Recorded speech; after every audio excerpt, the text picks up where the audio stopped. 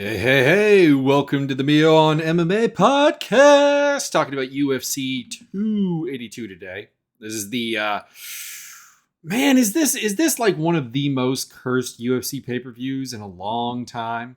Like the card wasn't amazing originally. Then you have Yuri Prohaska's injury. I'm kind of happy to know that Glover Teixeira is still, according to Dana White, for what that's worth, getting a title shot against the winner of this fight between Jan Błachowicz and Magomed Ankalaev. So you lose that fight. You lose the Robbie Lawler-Santiago Ponzinibbio fight with Lawler getting hurt, and now we got Alex Morono stepping up. We lose the Bo Nickel debut fight because he gets injured. Although, to be honest, I don't know if I'm alone on this, because I haven't heard a lot of complaints about this, but Bo Nickel versus Jamie Pickett was a really, really unappealing, uninteresting fight to me. But still, we lose that one. We lose Ronnie Lawrence from the card. Not that anyone was really, hyper for Ronnie Lawrence versus Cameron Salmon. Is it Salmon? Salmon? I'm not sure. I've heard it pronounced both ways. And now he's fighting Stephen Kozlow. And then we had the Gustafsson versus OSP fight, which is another not super amazing fight, but we lost that from the card. It was replaced by Philip Lins versus Ovince St. Preux. We lost that one, and then we lost Antonio Tricoli versus Ovince St. Preux, and St. Preux is just like fully off the card. And now we have a 13-fight pay-per-view that has a title fight that honestly doesn't feel like a title fight, and a co-main event with Paddy Pimblett and Jared Gordon. It's kind of weak. Also, probably not helping the fact that the biggest news story right now, as pertains to this card, as of 2 days before the card, is Paddy Pimblett and Ariel Helwani having a feud on social media, essentially. The simple answer to that is, on Paddy Pimblett's podcast with Dana White as guest, Pimblett ran down Ariel Helwani as an exploiter of fighters, which is ironic because you have the biggest exploiter of fighters, Dana White, on your podcast. There are some people saying that like he's entitled to feel any way he wants about Ariel Helwani. Absolutely true. Absolutely true. And as far as like, should fighters do the Ariel Helwani show, I don't really have much of an opinion on it. I've never been a huge fan of Ariel Helwani show. And to be honest, the times that I have been interested in it is when he interviews kind of regional talent and gives them including Paddy Pimblett himself, gives them a chance to promote themselves to a wider audience. Like, I wouldn't be overly interested in seeing a Pimblett Helwani 3 or 4 interview, depending on what it is. Like, it wouldn't be super intriguing. And if he's got engagements that pay him money, because this is basically what it comes down to. He's angry that Ariel Helwani, so Ariel provided the receipts on this, basically, the social media interaction and the messaging, the private messaging. Ariel Helwani got contacted by Paddy Pimblett. Paddy's like, I'm in New York. Would you like to have me on the show? Blah, blah, blah. Ariel says yes. Paddy's like, cool, get with my manager. He would know better what's going on. Gets with the manager. The manager says, what kind of budget are we talking about for this interview? I.e., how much are you going to pay us? And Helwani says nothing. And as a result, the bad blood has begun. Now, it would be disingenuous not to mention that Helwani probably played a card that he shouldn't have played during the conversation with the manager. And he presented it on his show. Helwani did kind of explain media, I guess, to Paddy Pimblett's manager, Graham Boyland, about why fighters are not paid for interviews and why athletes in general not paid for interviews. And to be clear, if you've ever watched an interview and you know that it's been paid for, it tends to be a pretty poor interview. It tends to be very boilerplate questions, very boilerplate responses, almost like it was rehearsed ahead of time. And I suspect, to be honest, that it is if you're paying for the interview. It just comes off as flat, non-organic propaganda, probably would be the word that best fits it. And it's just not interesting. So, like, you know, a journalist shouldn't be paying their interview. The payment for doing the interview should, in theory, be the exposure. And it's pretty funny because Paddy Pimblett back in the day credited Ariel Helwani, amongst others, as people who had given him a platform to build his brand before he got to the UFC. And that directly led to, number one, the UFC signing him, despite the fact that he actually ran the UFC down a lot during that time period. And also why the Barstool Sports contract is a thing. So it's kind of weird. It's like he seemed like really cool with Helwani up until like this week. Anyways, enough of that. Let's get into the fights. Jan Błachowicz versus Magomed Ankalaev. This is a weird fight when I was researching it, because when my immediate thoughts on this fight was, you know, we've never really seen Magomed Ankalaev face a top-end striker, or really a top-end, like a particularly top-end fighter in general. Like his run to the title has been a little bit weak, and like it references the division. I'm not saying in any way anyone else should be getting this title shot, other than I do think that Glover Teixeira's proposal of Teixeira Błachowicz 2 for the title was actually a way better fight in terms of marketability. An exciting first fight, battle of two former champions, two household names, whereas Ankalaev, not so much, you know. It's a good run, but like his run is, let's see here, Marcin Prachnio, Klidson Abreu, Dolce Lungiambula at 205, which is kind of horrifying to think that was a thing. Ion Kudalaba twice, Nikita Krylov, Volkan Oezdemir, Thiago Santos, and Anthony Smith. So basically, like, his best win is the Krylov win, and that's a title shot. Or yeah, actually, I guess with Krylov beating Oezdemir, it's like unquestionably Krylov. And here we are. But anyways, back to the topic. My first thought was like, well, Błachowicz is way better than anyone that like Ankalaev has beaten. He's going to be able to establish range. He's going to be able to establish a jab. He's going to punish him for going for takedowns because he is very good at that. And then I kind of watched a lot of Błachowicz footage and went, is he? Because like I completely forgot that he like lost to Patrick Cummings. Now, to be clear, the Błachowicz who lost to Patrick Cummings is not remotely the Błachowicz now. For one thing, he's made incredible strides on his cardio.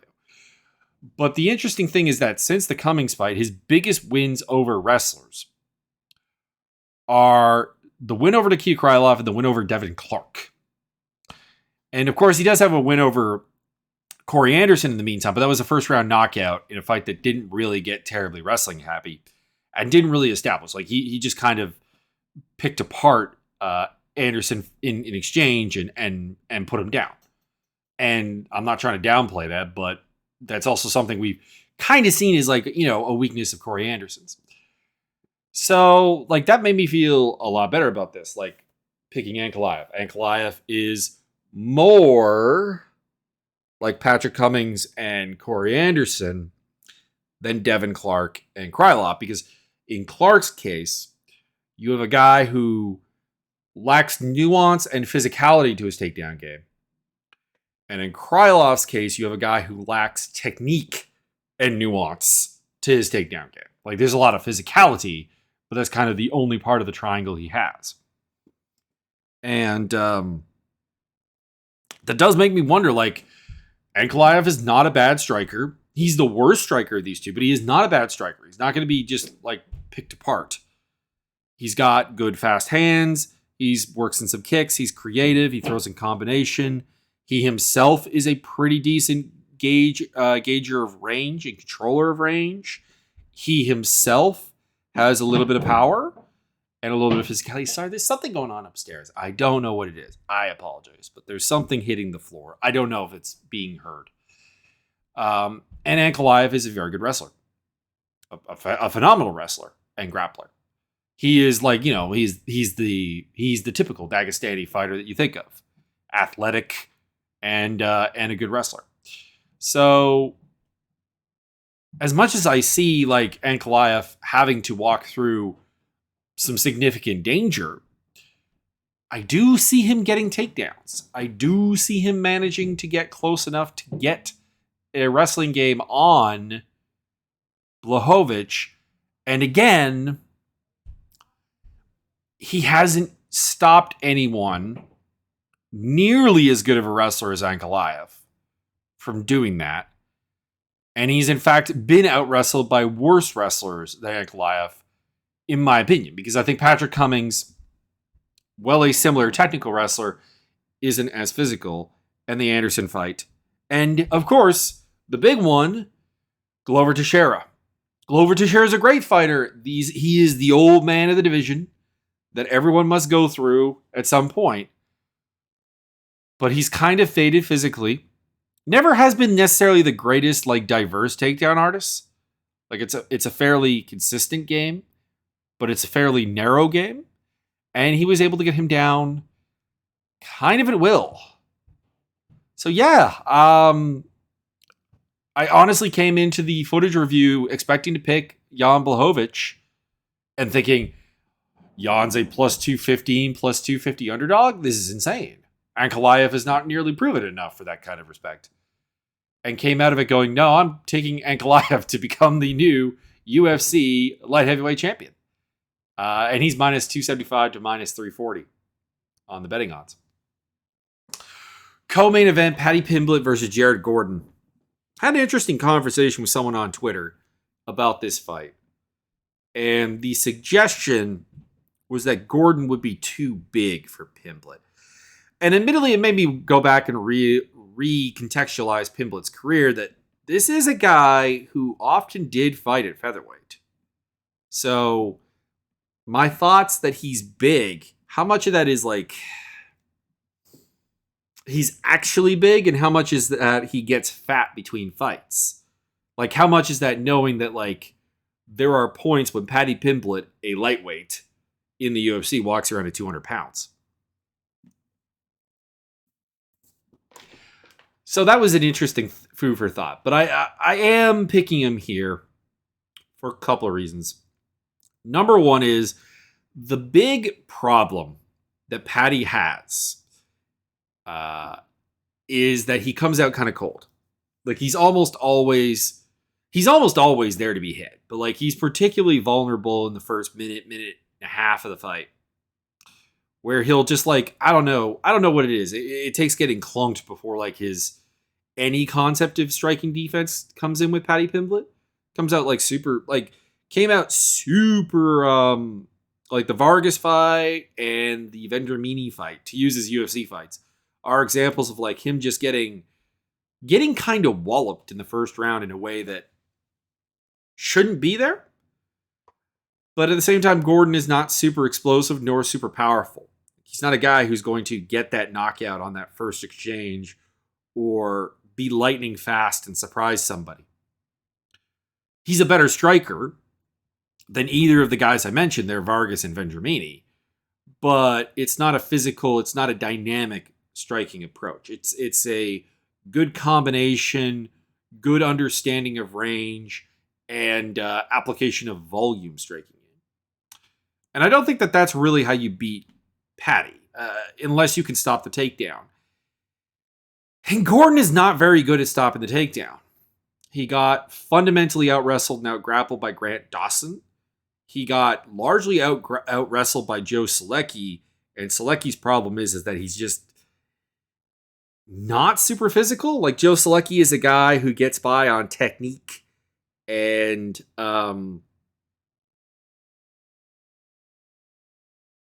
really just technique, actually. I was trying to think of something else to add there, but it was really just kind of technique. And Gordon was able to just kind of like, you watch that fight, and the first round is like Selecki getting the takedown, Selecki getting the takedown, and he starts getting tired controlling Gordon, and Gordon starts being able to reverse him. And Paddy's a little bit, I feel like Paddy is bigger. I feel like Paddy is bigger, stronger, more physical than Joe Selecki. More dynamic as a striker as well, but I don't think that necessarily is going to come into play here. Because I do believe Gordon is a far better striker. So I think he can get him down. Gordon is prone to giving up his back. Gordon is prone to getting rear naked choked. And Paddy does have a good rear naked choke. So I'm taking Pimblett by submission. This is a big step up, though. Because, I mean, Pimblett was very much babied for the first 2 fights of his UFC run. He was given Luigi Vendramini, who I think most people forgot was even on contract. And he was given Kazulu Vargas, who I think honestly was a guy brought in just to lose to Brock Weaver. And then when he didn't, the UFC was stuck with him. And then, he had to step up. Like, Jordan Leavitt as your third fight is not bad. Like, as your third UFC win is not necessarily a problem. It just was a really favorable matchup for him. And Gordon is the first time where we have someone who's definitively UFC caliber, 1. And 2, probably wants to have a fight that isn't Paddy's fight. Like, that was the other thing, is that Vargas and Vendramini inevitably both also, like, wrestled with Paddy. Gordon has shown that he has the capability to not wrestle with people. That nothing about his game requires him to actually engage in a grappling match. He is quite happy to have a volume kickboxing match. You can see this in his fight with Danny Chavez. You can see this in his fight with Chris Fishgold. You can see this in his fight with Dan Moret. Guys who probably are better grapplers than him and tried to force a grappling game on him, and he resisted it. And even the Joe Selecki fight, a fight that he got wrestled in, he showed at times the ability to just avoid it. It's just that Selecki was able to repetitively force it on him. So Pimblett is going to have to force a grappling game on him. And that instantly makes this the biggest test of his career. I'm taking him to pass it, and by submission, like I said. But I am distinctly uncomfortable with the idea that he is a minus 250 to minus 275 favorite to the plus 190, plus 225 Gordon. He is a bigger favorite than Santiago Ponzinibbio, who's fighting a late notice replacement.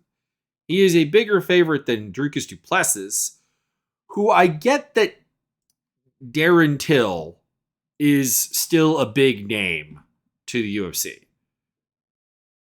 But he's also a guy who's 1-4 in his last 5. And since leaving the welterweight division after losing to George Masvidal, is 1-2 with that one win being a split decision over Kelvin Gastelum, also a former welterweight, and he is fighting a very large Dricus du Plessis. And that his record against guys bigger than him is quite poor. But Paddy Pimblett is a bigger favorite than Dricus du Plessis. And he's a bigger favorite than Ilia Topuria. He's a bigger favorite than Jairzinho Rozenstruik, who in my opinion should probably be the biggest favorite on this card. Why do I have Paul Rosas as an underdog here? I need to look that up before we get there. So I'll look that up while I'm finishing off my thoughts here.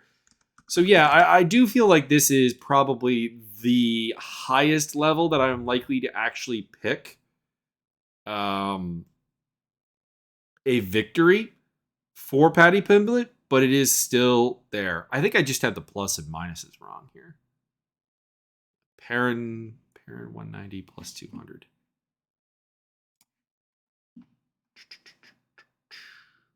Yeah, I have him reversed. I have Perrin's odds with Rosas Jr. and Rosas Jr.'s odds with Perrin. He's a similar favorite to like Edmund Shabazian. What I'm getting at here is that I think the betting faith is way too high on Pimblett, but I do think he's going to win this fight. Ponzinibbio versus Alex Morono. I would like to pick Alex Morono here. Like I'm a big believer in Morono's ability to find weaknesses in people. But I also looked back at his history, and his history in short notice fights is quite poor. I think Morono's the type of guy who likes to have a long time to look at footage, break it down, and find weaknesses, which is probably required because he is a hard, physically capped fighter who just has good jiu-jitsu and sneaky good striking. But like, there's no power, no physicality to the game. And that's why I got to go with Ponzinibbio. Like, Ponzinibbio is a incredibly fading fighter at this point. I think we are going to see Santiago Ponzinibbio's last fight relatively soon in the future. But he still does have a functional game, still has good low kicks, still, I mean, his volume is fading, his pace is fading, but it's still there. There's still some inherent quickness to him. There's still some explosiveness. There's still some power. And the kicker just is Morono, short notice, doesn't seem to really work. I'd be really, really interested in this being like a full camp, but on a short, abbreviated camp, I'm going with Ponzinibbio by decision. He's a -175 to -195 favorite. Morono +148 to +168. I don't actually think those odds are like need to be wider. It's just in light of the Pimblett betting, I think they should be. Darren Till, Dricus Du Plessis. Du Plessis is bigger, and I don't have a lot of belief in Till. I really don't. He has this reputation as this deadly, lethal sniper. And I don't think it's ever been justified.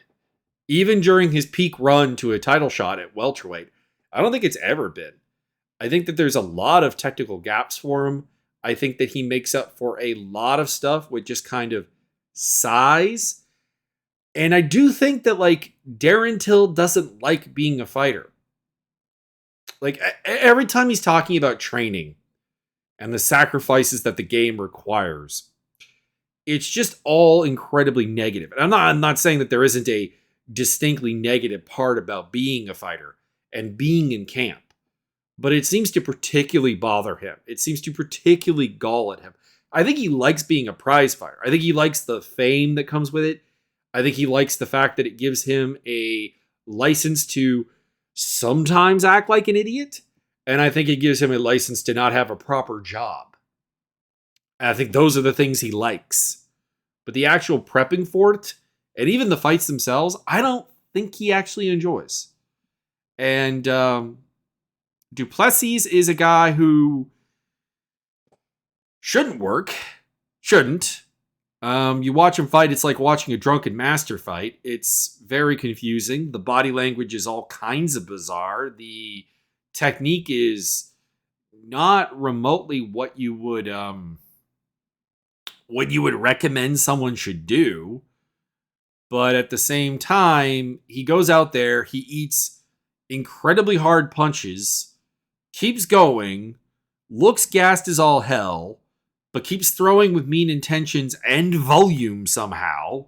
So I don't understand really how tired he is necessarily. Like, he's breathing heavy, he's sweating like no tomorrow, and yet somehow it's just still, it doesn't actually affect what he's doing. It's very bizarre. Very bizarre. And that is why I'm picking him here. I think that to beat Du Plessis, you either need to be able to enforce a wrestling and grappling game on him, or be an actually smooth, like, well put together striker like Roberto Soldic. And neither of those describe Till, I don't think. And again, it could be my negativity on Till.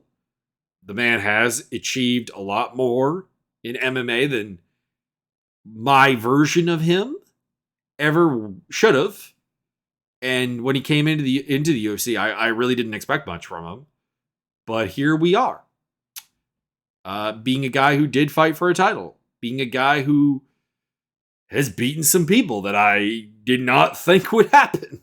And had some competitive fights with people I did not think would happen. But yeah, I'm going with Du Plessis by decision.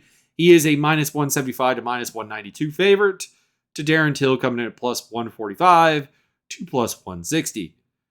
Bryce Mitchell, Ilia Topuria, the people's main event, my main event, honestly. This is one of this fantastic fight. So the interesting thing here is that you could argue that both of these guys are hyped more than their achievements would really actually warrant.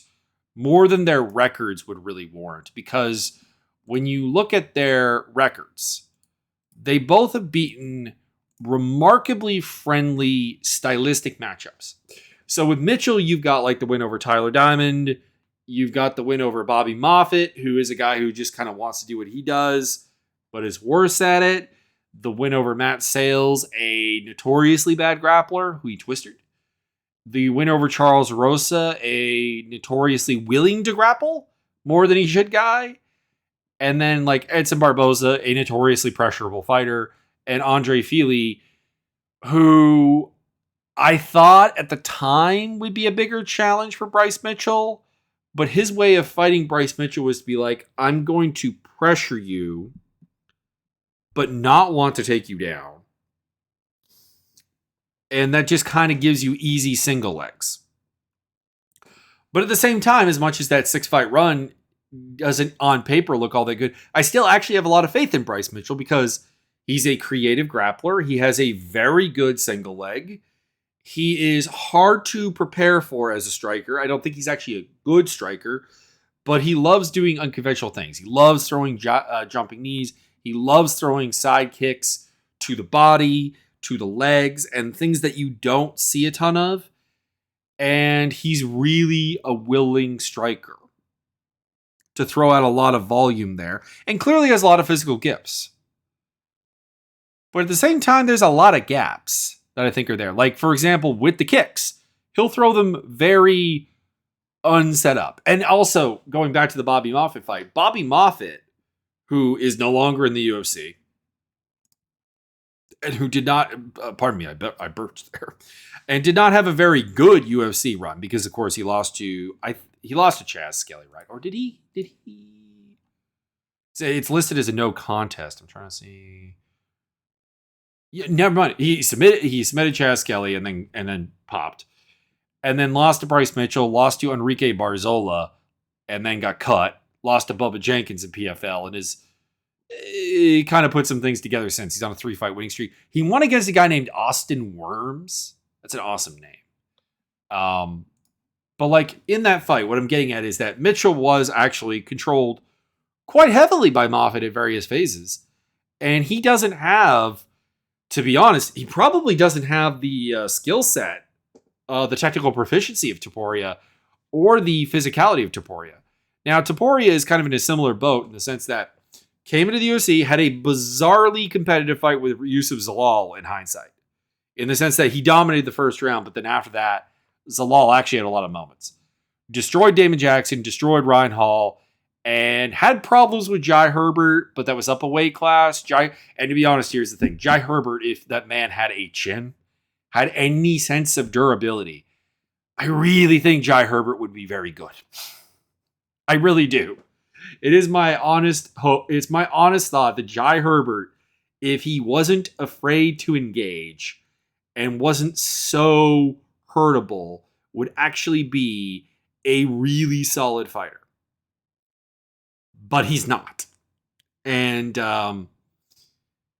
that's kind of the problem there. But at the same time, like Topuria's nuked opposition, and again, seems super explosive, fast, powerful, strong, good grappler, good wrestler. Again, not particularly an amazing striker. I think that there's a lot of like things that are bad about Topuria's striking, but again, very, very effective. And I guess at the end of the day, I'm getting here is that Topuria has blown the competition out of the water when he was supposed to. And I think in a lot of ways, Mitchell has not blown the competition out of the water when he was supposed to in some of the same ways.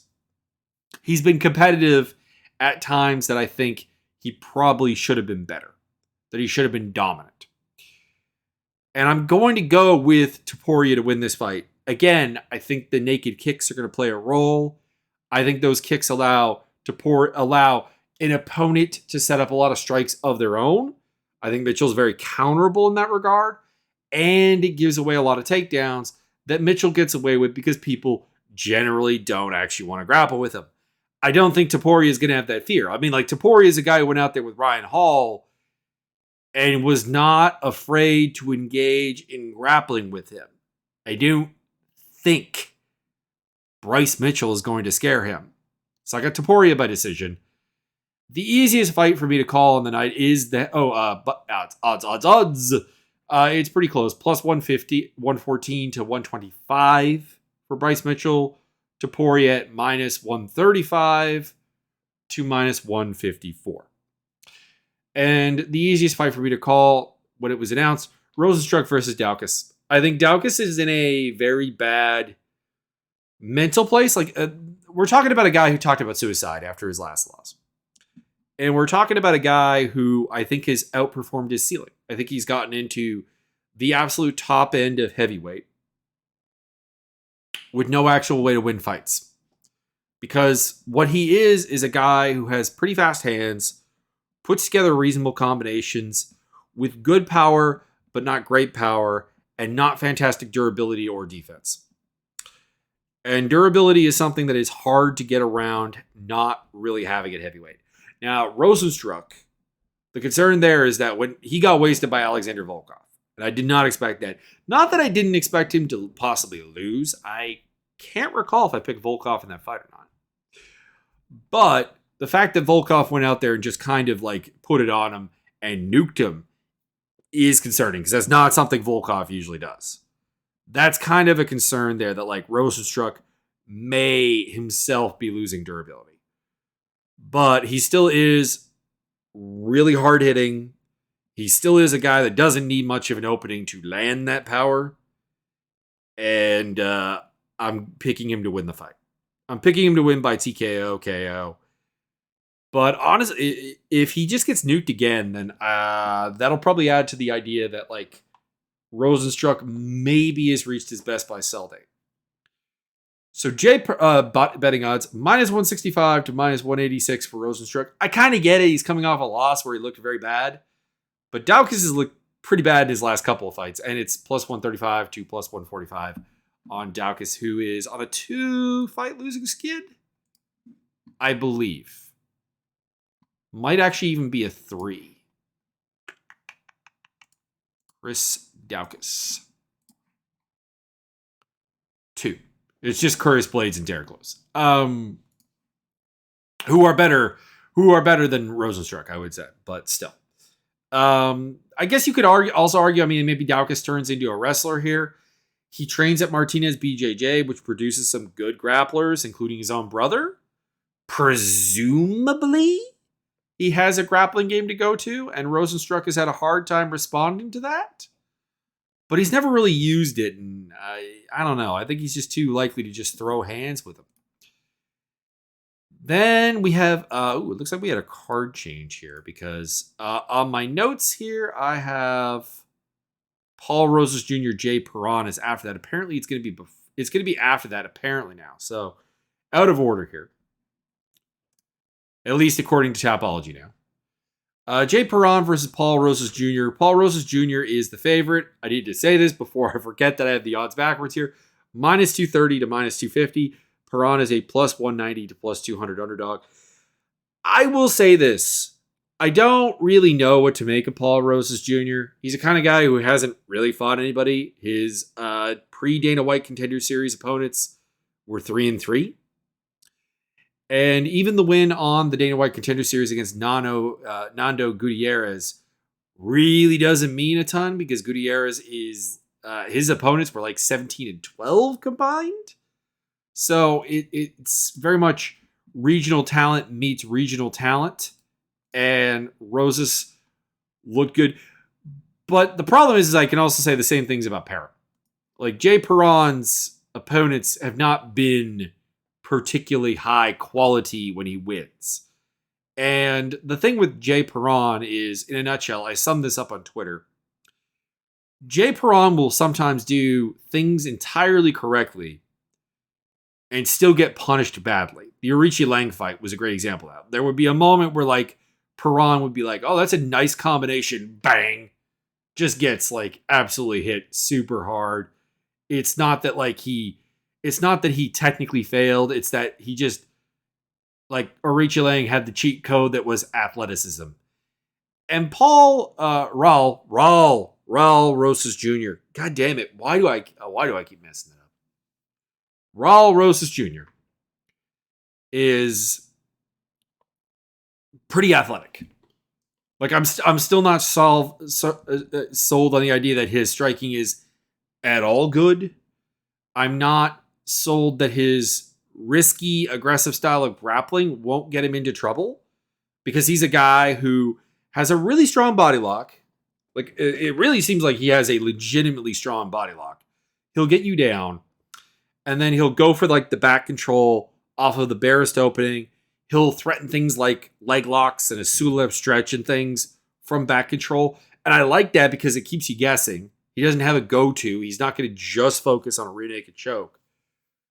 But it's also things that like can get you into big trouble. And it hasn't done it. But he's also, again, not fought anyone worth a damn. Like as a grappler and scrambler. So that's kind of the big question is like, at what point do we get to the Raul Rosas Jr. massive wake-up call that some of the aggression he has in his game probably will lead to a loss at some point? I don't think it's here. Like I said, I don't... Like, that's the thing is, like, I don't really believe either of these guys is necessarily, like, that level. But, like, with Raul Rosas, there is things that he does that are impressive. That are physically impressive. There is nothing like that for Jay Perron, pardon me. So, as much as I dislike the idea of an 18-year-old being in the UFC, and I've kind of said this, is that I think, and I've said this about like Max Holloway and all that. Like people are like, whoa, where were you guys when Max Holloway got signed in his teens? The same place. Talking about this is a bad thing.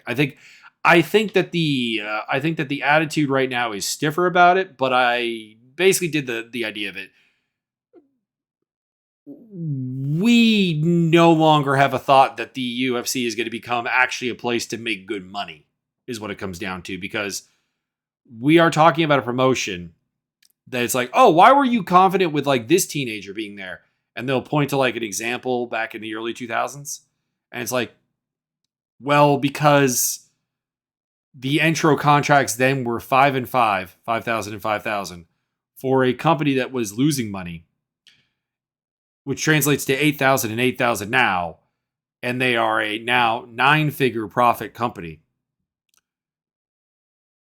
And the pay has only gone up to 10K and 10K for an entry. So that's the thing is like you're risking brain damage during your formative years for no real pay.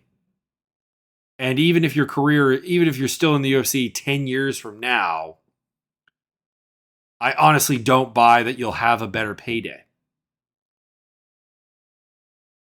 That's the problem. So there you go. That's all I got really. Picky Rose's decision. Jay Perron just not UFC caliber. Edmund Shabazian versus Dolce Lungiambula. Edmund Shabazian is 6 inches taller, somehow has less reach. Don't really believe that. These guys are on 3-fight losing skids and have like obvious limitations to their game and like obvious physicality to back that up. But Lungiambula gasses, doesn't really have a deep technical well anywhere. He's just kind of raw physicality. Shabazian's a guy who starts fights very, very well. And Lungiambula kind of needs to win early. So, assuming that, and Shabazian could take a punch. Like, this is the thing. He is durable. So, I got to go with Shabazian. By TKO. I just assume that, like, they'll come out. There'll be 2 massive storms going at each other. And the clash will happen. And Lungiambula will get tired while Shabazian doesn't. So, yeah. Shabazian by TKO. He is a big favorite. Minus 275 to minus 320. Lungiambula plus 210 to plus 245. Also, I think the UFC really wants Shabazian to win this fight. Chris Curtis, Joaquin Buckley. I've been calling for this fight for so long. The two sub 6 foot strikers at middleweight. Come on, let him fight. Obviously, Chris Curtis is coming off a terrible performance against Jack Hermanson, and there's also some pedophilia accusations. Well, more hebephilia, but yeah, there may be some inappropriateness in Chris Curtis, and social media has kind of backlash against him. I honestly haven't found an actual article that goes into it too much, so I'm not going to comment on it. I'm just going to say that out there is some accusations, and he had that weak fight with Hermanson, but the Hermanson fight came down to this guy's got way more reach than me. And he has good enough footwork to stay at range. And I apparently don't know how to cut the cage up. I don't know how to not be just a counter striker. And Buckley can't do that game. It's not in him remotely to try to do that kind of game. I personally think that Buckley getting kind of dummied by Nasruddin Imavov is a bigger problem than Chris Curtis getting dummied by Jack Hermanson. That's my opinion. And I'm picking Curtis. I think he's a more reliable counterpuncher. I think he is a more reliable creative striker. I think he's just a more reliable striker, period. And he's not easy to out-wrestle. Buckley does have wrestling in his background, or in his toolkit. He will, he kind of actually won the Razak Al Hassan fight of all things off of wrestling. And he may try to take him down, but I think Curtis can keep it standing. I think Curtis can pour on volume where Hermanson, or not Hermanson, Buckley can't. Talking about so many past fights at this one, it's mixing me up. Yeah, no, I have a really good feeling that that Curtis has got. I almost said Hermanson again. That Curtis has got the game to do this. And he's tough. Buckley does have very sudden offense that he can employ, but the things that have historically beaten Curtis are not present in Buckley. The things that have defeated Buckley are present in Curtis.